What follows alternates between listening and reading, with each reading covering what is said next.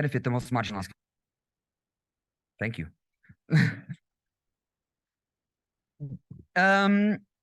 Normally, we always have the final evaluation, and we actually provide the awards during the general GDN conference. However, the last few years were slightly different. Yet, since we now have the opportunity, we felt it was the right time for it. But before we actually go into it, I actually invite Dr. Mine from the director of JICA Research Institute to give a few words. And after that, we'll go for the president of GDN, Jean-Louis Acquarant. Mr. Mine, please.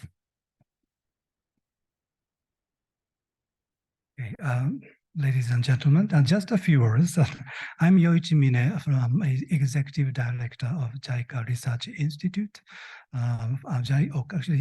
Precisely JICA Ogata Sadako Research Institute for Peace and Development. JICA is the acronym of the Japan International Cooperation Agency. So I'm very glad, I'm very much honored to be here, be part of this ceremony. And on behalf of the Japanese Ministry of Finance and giving award to the prestigious awardees. So the COVID is now over.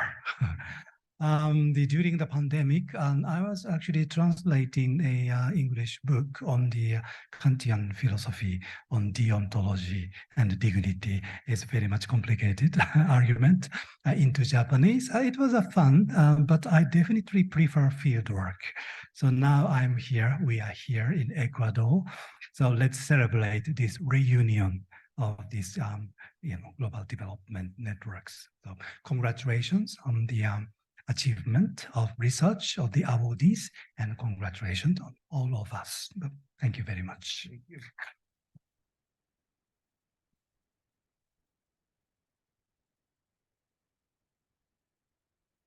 Yeah, I'm not going to take any of your time, because let's get right to it in terms of giving out these awards. It's been a long time coming, yes, and people have been, some of the people here, what's remarkable is that they finally get their awards. I know how much João, who's hovering in the corner here, how much this means to him. But it means a lot to GDN also, because this really is a flagship award, and anyway, let's just go through it. We shall. First of all, let me just make a small remark here, because I know that my other grantees are walking home. You will all get one at home, I promise. But we're just going to provide those that are here represented, because they deserve it, as those at home. So without further ado, I would like to call on stage Chin Minwee, because we're here representing the first prize winner, the first prize from the ORD category, the research category from the 2020 edition. And may I invite you, please? Words are heavy.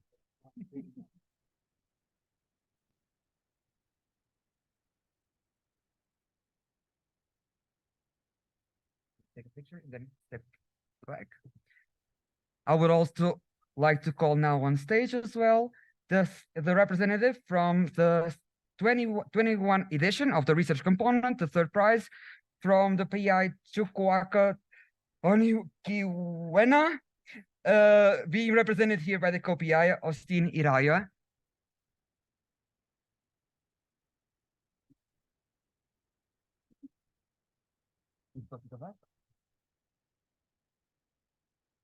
We'll make it faster. I'm getting in that. Now, from the projects being implemented by NGOs, I would like to call here, in representation of the United Way of Mumbai, from that got the second prize, Dr. Shailesh Wagal.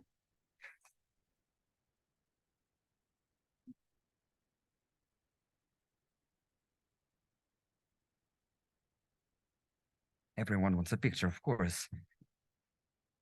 I would like now to be called on stage the representative and actual project director from Dufanaya. Yes, thank you.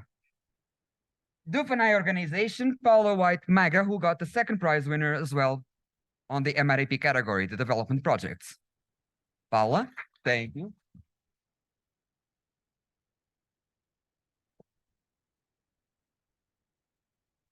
Moving next to call on stage the representative actual project director from the International Transformation Foundation, Venusti Kubiwamana, that got the first prize on the development stage from the 2021 edition. That is right there.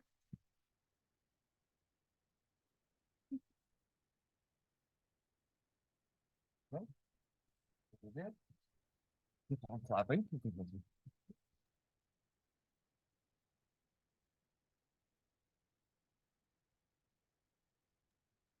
Another first prize winner representing the Save the Children India, Mrs. Kritanjali Kaship, up on stage, the first prize winner as well.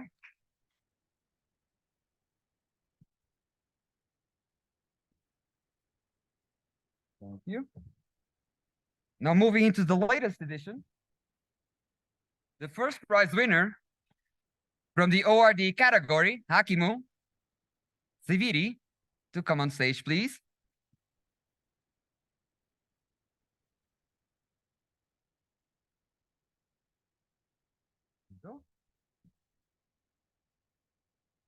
The second prize winner from the research component, Shabana Kwan, please come on stage with Nova as well, the co-PI that is here present.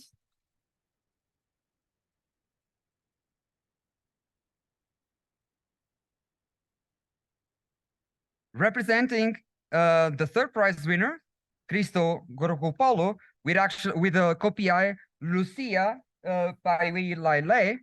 Please come on stage.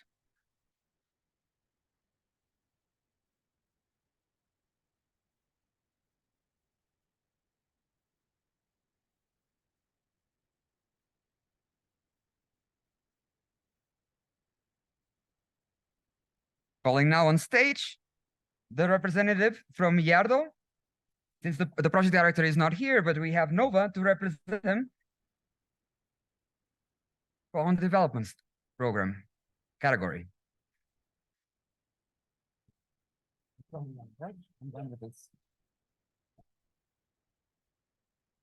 And last but not least, the second prize winner from the NGO, the Development Projects Implementation. I call on stage Kelly Koch, the managing director from Koto.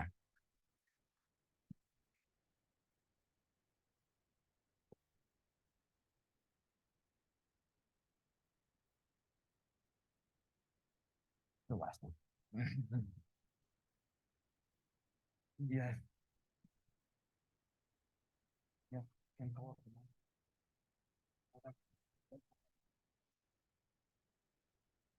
They're all there. Can I please call the winners to come back on stage just for a group picture? Now you have a trophy and I gotta make you work out a little bit. Now we're gonna take a group picture, please, here front. I would say one on the other side.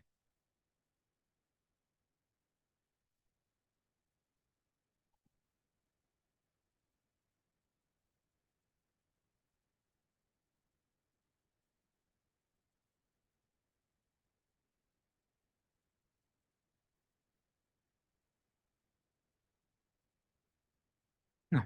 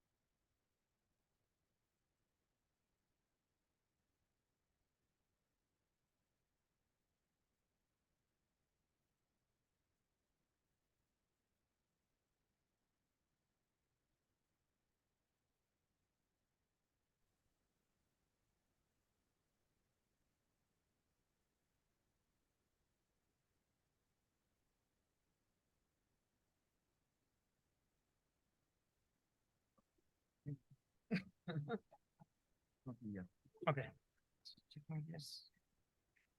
Just one final note, just to clarify, every single one of you that is at home listening to us, you'll get your own trophy and your own certificate because you're all winners, as you all know. Give the microphone. Okay.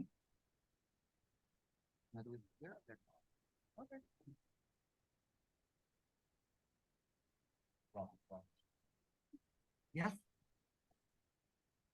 Ora é o GSDF. Sí. Pero aquí. Esta es la hora. Cero até o primeiro. Okay, so look, let's keeping this moving along. So now on behalf of GDN and with JICA on stage, it's my pleasure to announce the winners of the Japan Social Development Fund Award, the JSDF. And there are 3 awards. And first award is on the quality of urban infrastructure and community-driven governance. This is close to my heart. I spent a lot of time doing research on CDD, on community-driven development. The work is done in India, and it's the Dream Accelerator project.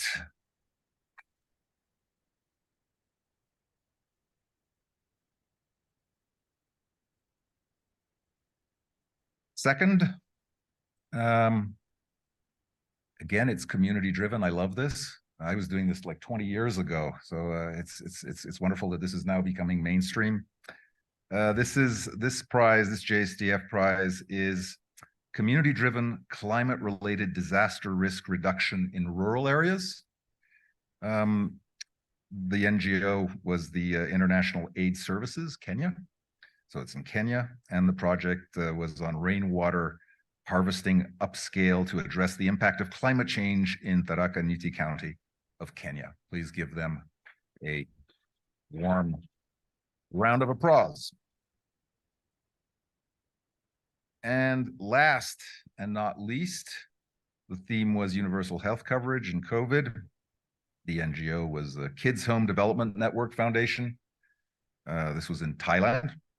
And the project title was Building Bridges to Better Health Outcomes for Migrant Workers and Their Children in the Thai Construction Sector. So please give a warm round of applause for these people. Thank you.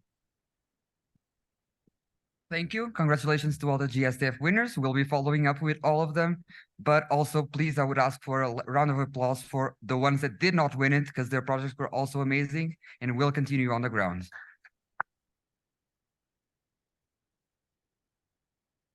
Thank you both. We'll move to the next one. I invite you to go back into the stage if you'd like. To the stage, to the audience. Yes.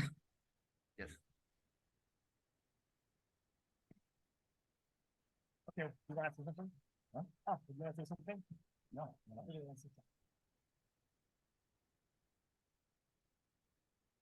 Hey everyone, we're almost there.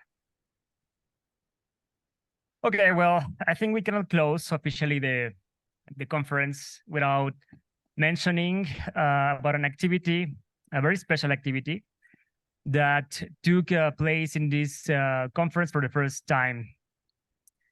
And I think this is because of the topic. This year's topic was just literally irresistible, not to us to cook up some fun and do something interesting with it. So we were in the beginning not sure if this was going to work with the usual GDN crowd, but we give it a go. So we team up with the fine folks of WWF in Ecuador. We made an open call, and to our surprise, we got a overwhelming response.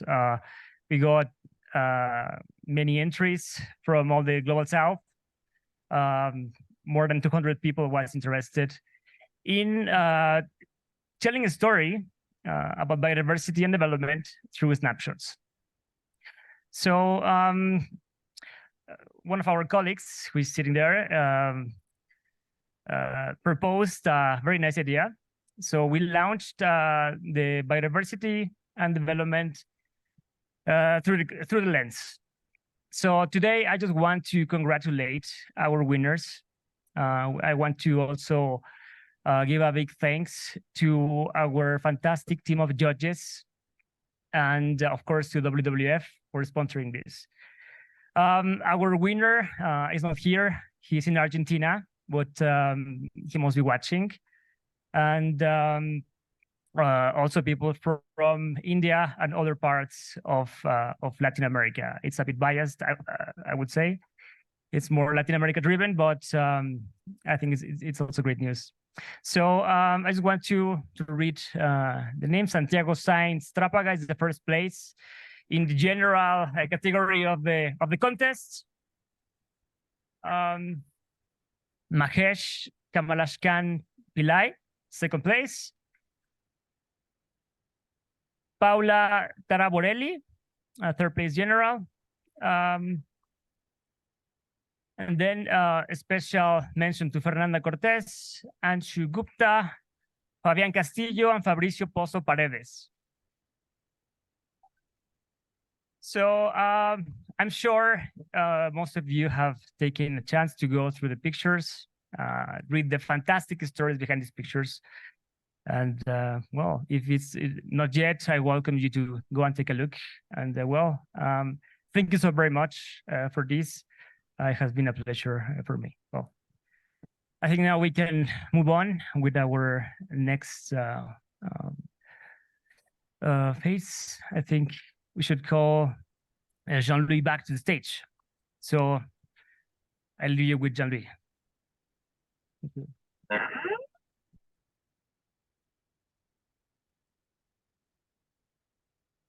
Thanks, Pablo. So I know that basically I'm all that's standing in the way of you and a drink. So I'll try to be that could make me very unpopular here. So let me try to be brief, and I'm going to try to sort of summarize stuff, which is an impossible task. The first thing is basically why should we why do we choose this theme, right? Why biodiversity? By the way, and the stuff I'm gonna say, I'm gonna nakedly plagiarize a lot of presentations. Okay, so you know who you are, and don't sue me. That's all I can say. I'm not going to give attribution, but you know who you are. So, in simple words, I mean, without biodiversity, we can't survive. This is an existential question. Simple as that. The list of services that biodiversity provides, and I even hate, even though I'm an economist, I hate using the word services. It sort of seems to be slightly reductionist, but yes, you know, food, water, medicine, solid waste, controlling disasters.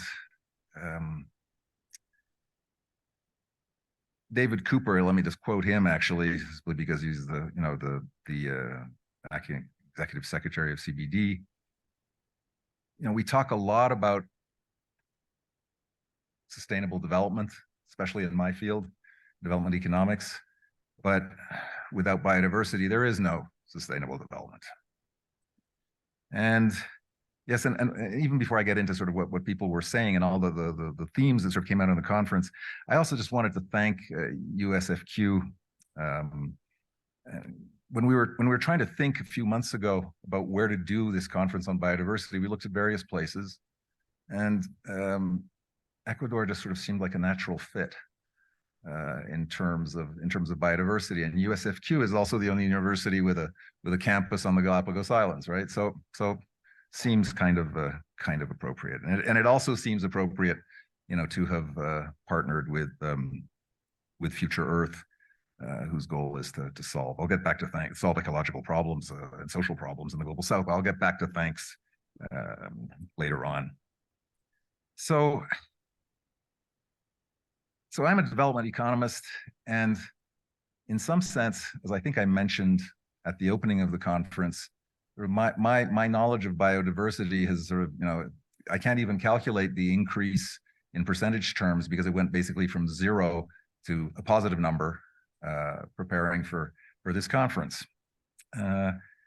And what is terrifying in some sense is how biodiversity has been absent from the development agenda over the past years. We talk about climate change, but we don't talk about biodiversity. And hopefully, by doing this conference, GDN and its partners has contributed a little epsilon in terms of, you know, moving things in that direction. The world of research, and it's like a, now I'm just showing my age, it's like a large ocean-going vessel, right? And to move it takes a lot of effort. But if we can just move it, you know, literally by an epsilon, that may change things for the good. In the plenary A, actually on yesterday, Simon Levin, who's a great scientist, he also happens to be extremely eloquent, and he sort of insisted, right, on sort of how all the pieces of the jigsaw puzzle fit together, and that the delicate conglomerate, I think was the term he used, it's not a random collection of species, a delicate conglomerate that operates and cooperates together. I find it's poetic when you hear that. I'll get back to culture actually in a second. But one of the things that has come out here is that we have a serious education problem, right? Our students, and I've spent 32 years in the educational sector.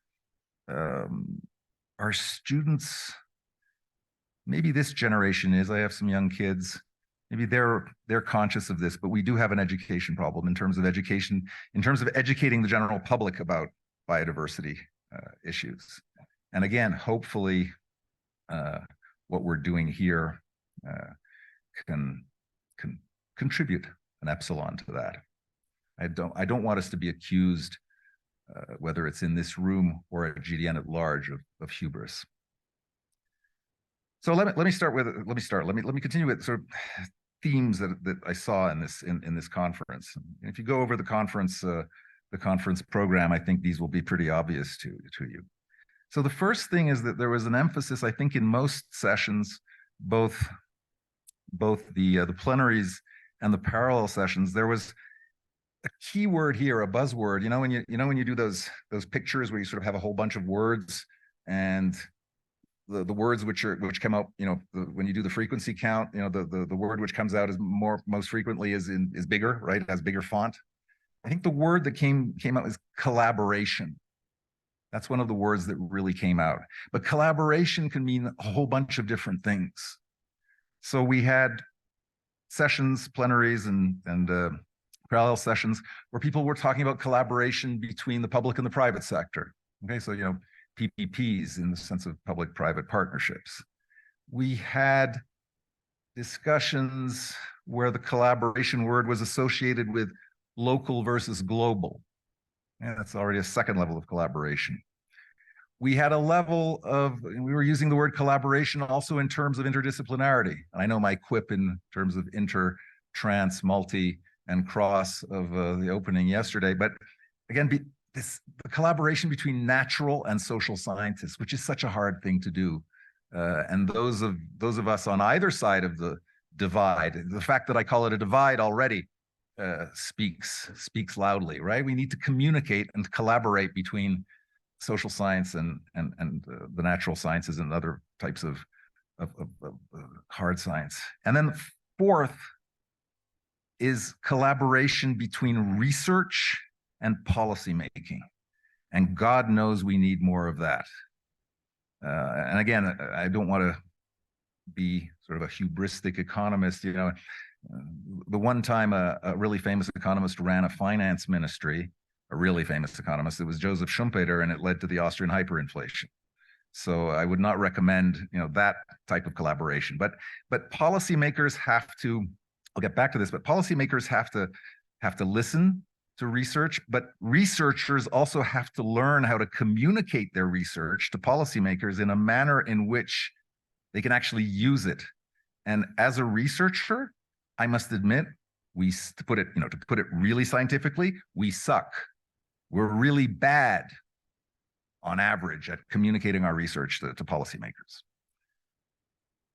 A second big theme which came up during the conference was the theme, and this is a cross-cutting theme, was the fact that there is a category of people who represent 5% of the world's population, only a quarter of total land, but who live in places that account for 80% of biodiversity. And I'm talking about indigenous peoples.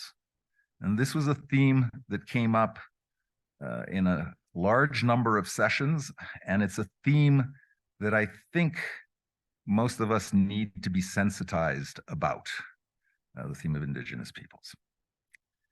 A fourth theme that came across in the conference was governance. In French, we have this horrible term, bonne gouvernance. C'est un pléonasme, right? Si c'est de la gouvernance, elle est bonne, right? So, no tiene sentido, ¿no? La gobernancia normalmente es una cosa buena, ¿no? Buena gobernancia. So governance, but governance here is also, how do we mobilize society to fund research? Right? It's very difficult to get policymakers in certain fields to realize why research is something which is important and which deserves to the taxpayers' dollars. And fourth theme, I'm trying to be practical here also, from governance, we go to implementation, right? How, even if we have the best idea in the world and we manage to get funding and we get it onto, you know, whatever level of government it is in terms of whether it's local, you know, provincial, federal, whatever the structure of your country, how do we get stuff implemented? Right. And again, here, we have to be inclusive of all sectors of society. But another way of putting this, let me take an Argentine example. Anti-poverty programs. The late, great Martin Ravallion, who was sort of Mr. Poverty at the World Bank, worked a lot on the Trabajar program. And what he realized, and this is sort of a note of caution, is that in anti-poverty programs, what's the holy grail is targeting. You want to identify the poor people. But that doesn't work. Perfectly identifying the poor people doesn't work, because if you don't have what's known in the literature as leakage to the lower middle class, they'll paralyze the program. So when we're talking about implementation, you also cannot be more Catholic than the Pope, right? Sometimes, on the one hand, it's inclusiveness, but on the other hand, sometimes it isn't all black and white, right? There's sort of shades of gray, and you have to be aware of those shades of gray. A fifth theme which came up especially today was the theme of access to finance. And this is access to finance both at the local level for projects going on at the local level. But so that goes from the micro or the nano, accessing finance to be able to carry out projects in the field, but it goes to the mega macro in terms of the reform of the international financial architecture, which is something that the world community is proving singularly inept at doing. And how we're going to get from where we are now to where we hopefully want to get without a reform of the international financial architecture, God knows. But finance is not the enemy. Finance can be our friend, right? And creating asset classes and ways in which people who have a profit motive, right? Because moral suasion it's not going to get us the whole way. I mean, we have humans respond to incentives. We have to manage to create asset classes which will allow us to protect and enhance biodiversity. And then a fifth theme, I think I've not lost count, are the economic benefits of biodiversity and mainstreaming this into the discourse.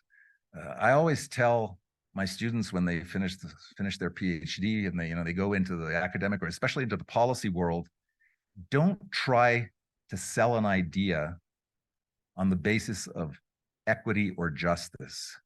sell it as an investment case. If you can sell it in terms of economic benefits, you'll have a much easier sell. This is true in health. The WHO has realized this. The WHO, when they look at a potential policy, health policy, they create an investment case. Because there's always going to be, in the health sphere, there's always this tension between the Ministry of Health and the Ministry of Finance. Okay? And the way in which you get stuff done is by making sure that you have a good economic argument. It doesn't mean that you have to necessarily believe it. Let's be realists here, right? You may not believe it, but if you can't make the investment case, you're not going to get this into policy. And then something which is something, and I'm going to pick on, and he knows, well, actually, I'll simply look straight at him. I'm going to pick on my Ethiopian friend right away. And another theme is culture. This links also to the indigenous peoples issue and local knowledge, and biodiversity is culture. And you had a wonderful quote, Guillermo. You said, culture defines nature and nature affects culture. Culture gets lost without nature and nature gets its meaning from culture. It's poetry, Ethiopian poetry. And finally, the link, again, between research and policy. And this is in some sense what this conference, I hope, is also about, and a lot of GDN's activities is bridging the gap in some sense between research and policy. And the East is the East and the West is the West, and never the twain shall meet. To a certain extent, this is what happens in all fields, but in particular where it pertains to biodiversity, we really have to make a huge educational effort, not just in terms of our students, but also in terms of policymakers. So in some sense, this conference, in a very small way, is also a call to action. So let me stop boring you now and just say a few words of thanks. So first of all, I'd like to thank our partners, Universidad de San Francisco de Quito. Thank you for hosting us. Your soups are great. No, but it says a lot about an institution where in the cafeteria the soup is good. Okay, and I've been in enough academic institutions to know that that's not always the case. Future Earth, again, thank you so much for partnering with us on this. People also who funded in part this conference, generous support from the Hewlett Foundation. We asked for a certain amount, they offered us more. Okay, God knows I'd like that to happen more often. Okay, that's not something that happens very often. The World Bank, actually DEC, the World Bank, and France through the Agence Française de Développement, who are partners in other activities in the Ministère des Finances. Anyway, thank you to all of those partners, formal partners for making this conference possible. And then two other, both tangible and intangible partners. So first of all, I would really like to thank all the student volunteers of USFSQ.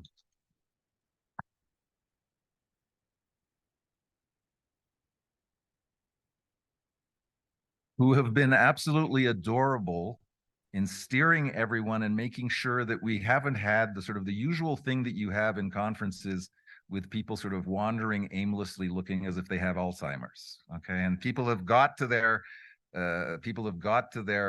rooms, and they've done this with a smile, and thank you. Muchas gracias por toda su ayuda.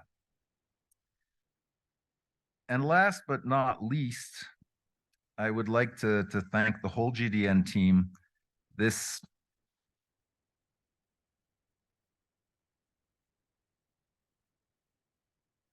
So I'm the new kid on the block. I joined GDN in January, so I'm really the new kid on the block. But this is definitely the A team, contrary to some people at an organization that we dislike in Delhi once said. You know who I'm talking about. Yeah, they've been fantastic. The planning for this conference started much later than we might have wanted for various reasons, but people stepped up to the plate,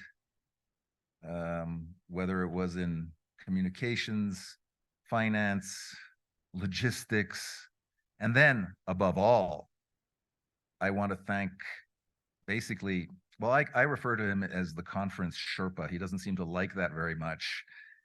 Here we might refer to him as El Caudillo, João. So please, a big thanks to João.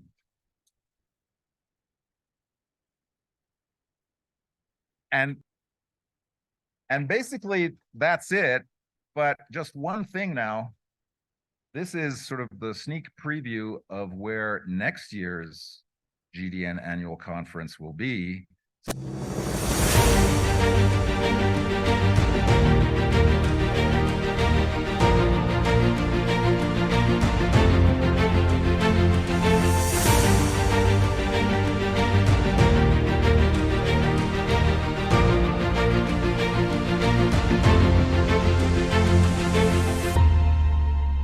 Bula Binaka to all the participants of the 23rd Global Development Conference, which is being held in Quito, Ecuador, with the theme Biodiversity and Sustainable Development.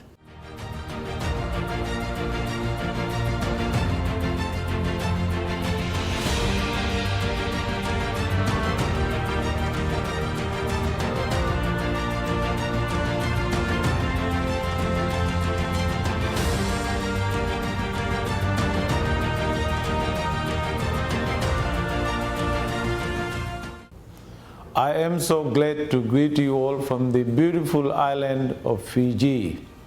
As we say in Fiji, happiness comes naturally because it's in our culture, our family, our warm Bula spirit, and stunning natural surroundings.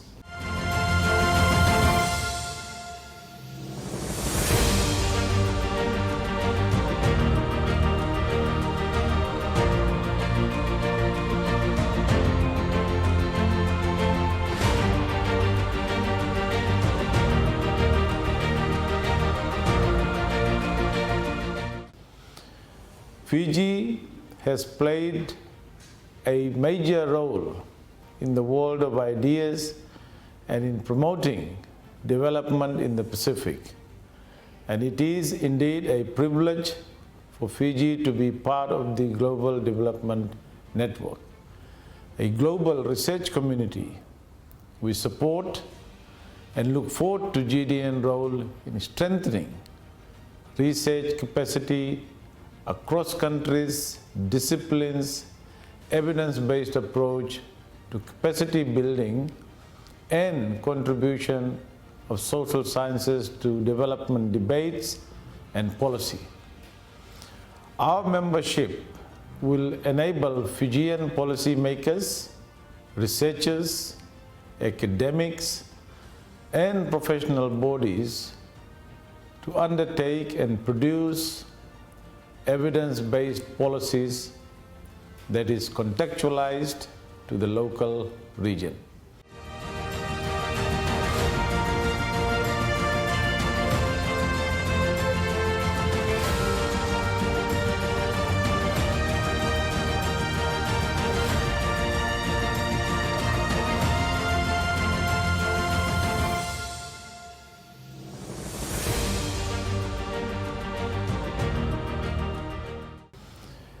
It will also ensure that many Fijian researchers will be able to engage in GDN's global research and its community.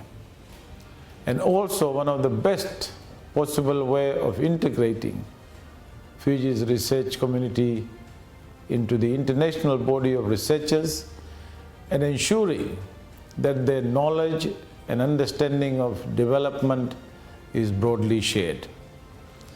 In addition, we are utmost grateful to be presented with an opportunity to host the 25th Annual Global Development Conference in 2024 in Fiji, which will bring back GDN's flagship event to the Pacific region.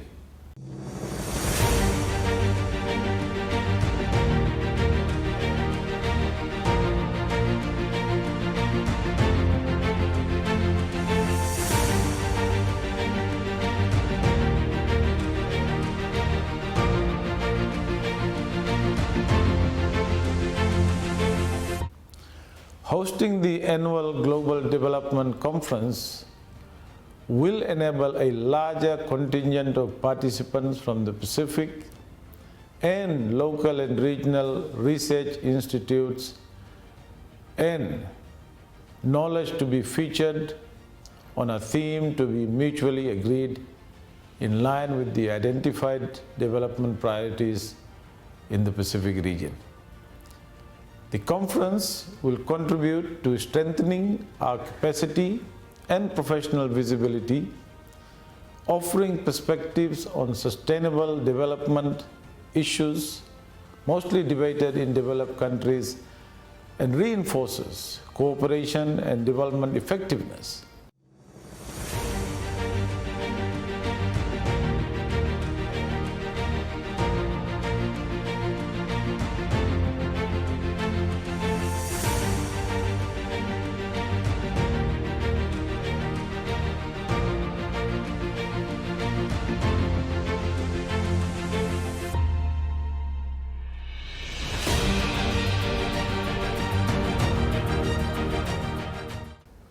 Through the conference, we aim to foster an environment conducive to open and constructive discussions.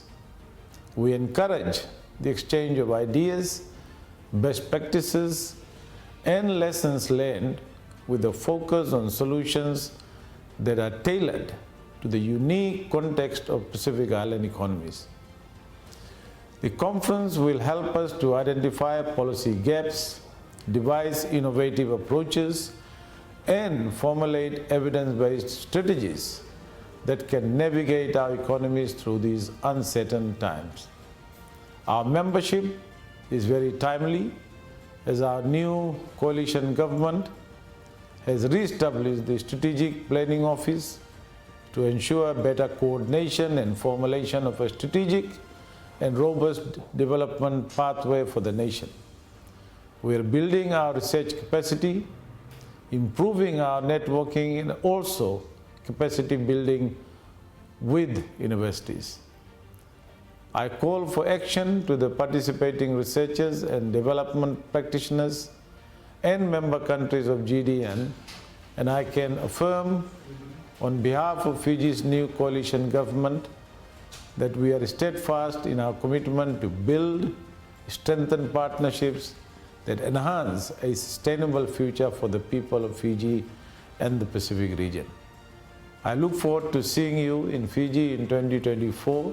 Thank you, Vinaka Vakalevu, and Dhanyawad.